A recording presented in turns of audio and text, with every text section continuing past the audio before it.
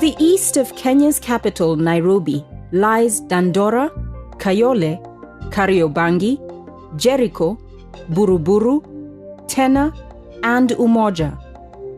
An expansive array of residential estates which collectively go by the simple name Eastlands. Eastlands, home to a quarter of Nairobi's 3 million people, is a tale of great and not so great stories. It is, simply told, the pulse of a nation. Here, the struggle of the Kenyan youth is epitomized. In Umoja Estate, we meet 25-year-old David Wandera. David and his brothers run a small outfit that fixes electrical appliances and does domestic installations. And while his business harbors dreams of big success, for now, he is barely making ends meet. Maybe let's say you charge him maybe 10,000 shillings. Na una mafundi kama wawili plus wewe pengine mmenunua vitu hapo. At the end of the day unapata pengine out of 10,000 shillings mmekodi shilingi 500. And this income is irregular. A story replicated not only among youth in Eastlands, it is a national concern. At the end of the day, it's a battle to buy food, clothing, and most critical, shelter. Kama mimi naishi kwa nyumba ya bedroom moja, kachoo kameshikana na bafu na jikoni tu. Na nalipishwa 9k per month here in Umoja. So ukichukua 9k minus from let's say 15, I have 6,000 shillings to operate.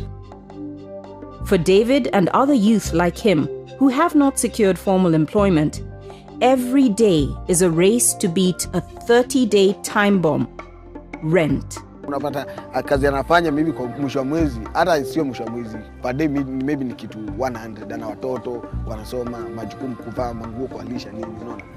Sasa hizo manyumba mzuri ama za kujengwa vizuri unapata ni za wadosi. So it's hard for people, especially in Eastlands. Ngumu kabisa. Watu wanaishi huku lakini people are suffering. And the dream he pursues seems locked beyond his reach. This is his perspective of Eastlands. Perhaps unknown to him is the fact that this, his field of struggle, was once the housing landmark in independent Kenya. At Kenya's independence, the National Housing Corporation became the government's main agency through which public funds for low-cost housing would be channeled to local authorities. Several estates in Nairobi and across major towns in Kenya bear witness to this golden era. National Housing Corporation, in partnership with local councils, led to Buruburu, Shauri Moyo, Jamhuri, Onyonka, Uhuru, and Olympic estates.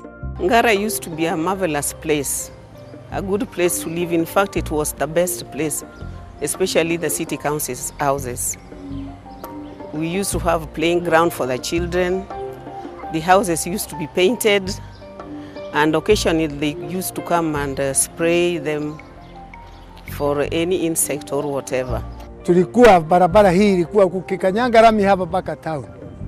Site and service schemes gave birth to Umoja, Dandora, projects that were replicated across major towns like Mombasa, Magongo and Changamwe, Eldoret, Kitale's Milimani, Kisumu City's Milimani, among other towns.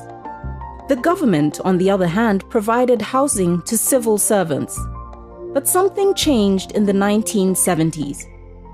The initial plan was for the corporation to channel funds into council housing projects, after which the local councils would remit rents from council houses back to the NHC. This would then form a capital base for further housing development schemes. The funds that were supposed to be rolled on into extra funding, into extra projects, then cut. Because the money were not coming back to NHC. The NHC has paid off, but we are not realizing the money that are supposed to then go into the other projects. The government's role in housing was also thinning. The government was remitting less to the Ministry of Housing. Donor interest was low. Up to the 70s, we were very active in delivery of housing from the public sector side. the exchequer experienced challenges in terms of coping with the demand for these resources. People were moving to cities in search of jobs. From the 5% who lived in towns at Kenya's independence, the country was now looking at over 30% of its citizens living in towns. That is over 12 million people. Demand for housing had radically outstripped supply. Poor governance led to the near collapse of parastatal institutions, including National Housing Corporation. The houses started decaying. Even if something is wrong, you go and report, there was nothing which is done about it. And we were surprised that even they are even increasing rent, and yet there's nothing which has been done. Low-cost housing looked far-fetched. The last amount of money here was received in 1998. Since 1998, there's been no money funded through the exchequer coming through the housing fund on an annual basis for us to do the housing. With the decline in public housing, the private sector took charge. Previously, private housing developers worked largely in the high end of the market, servicing a small but growing middle class of non-civil servants. The private sector housing boom began to take shape, with both positive and negative results. The real impact of this is that we are seeing housing being supplied only for that market which can afford, and the market that needed some support mechanism to access housing is left out, and pushing then the prices of what would have naturally looked a low-income house to become middle income or even high income sometimes, depending on the location and the proximity to the city center or to services.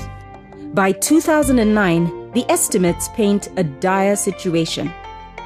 Kenya has a backlog of 2 million houses yet to build. Rural-urban migration is one obvious contributor to what is now a full-blown housing crisis. The cost of putting up a building is very high, and that's why a lot of Kenyans cannot afford. This hardware owner in Komarok knows firsthand the difficulty in trying to construct a house. Like somebody wants to construct a house he started with maybe 3 million. He had 3 million to put up a house, but at the end of the work, he's spending a lot of money. Some are not able to finish in time because of changing costs. Most of the materials in the building industry are supplied by 2 or 3 suppliers. So you actually find 3 MDs or 3 CEOs sitting over a cup of tea and deciding what is the cost of a certain material. Demand ya housing na supplying ya housing imepanda, bei ya hizi vitu zikapanda sana. Hata materials unapata, hata ukienda kwa hardware material imepanda, na inapanda karibu each and every week, ama wiki moja ama wiki mbili. Ukienda kununua chuma fulani, wiki nyingine ukienda kutafuta hiyo chuma unapata bei yake imepanda. There is a cartel-like behavior, right? So we need to look at these companies and the profits they make and whether these profits are justifiable. We talk about electric cables, 2-3 companies. We talk about cement, we talk about glass, we talk about block boards, joinery materials. There is a cartel-like behavior. The big developers are not having it easy either. They too are complaining about how long it takes to roll out substantial housing projects. It doesn't make business sense to the developer. It doesn't make business sense to the people who are then putting up the units. If you look at the factors that affect pricing, land being on top of it, the cost of materials being another, infrastructure being the next. If you can't build, you have to buy, either cash or mortgage. Mrs. Barongo, a school librarian, is a proud homeowner in Buruburu Estate. She has recently completed financing a 20-year mortgage arrangement. This was not easy because it was a mortgage which turned out to be really very expensive. In the beginning it was okay, but later on, you know, the interest kept on going up and it turned out to be very expensive. There's a problem with the mortgage industry. The first person who comes in is the land buyer or the land owner. This landowner, he's selling today his property to 300%. It has appreciated. The developers are making 100% profit.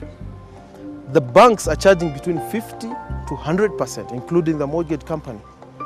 I mean, God bless you if you're just earning a salary and you're going to fund all those profits. For the majority, though, the costs and the long-term commitments are out of their range. For many, there is only one reality: renting. And the costs are still prohibitive. Somebody is a Bulani, you earn about 40,000, and you are staying because of the family because of the family. You are staying in a house of paying about 19 or 20,000. Then these other things, the balance after maybe subtraction of your circle dues and other things, your balance could be only be 10,000. Another 10,000 cannot sustain you to the next month. The situation in Buruburu and Umoja is replicated across the country. In the leafy suburb of Hurlingham, the landscape and the figures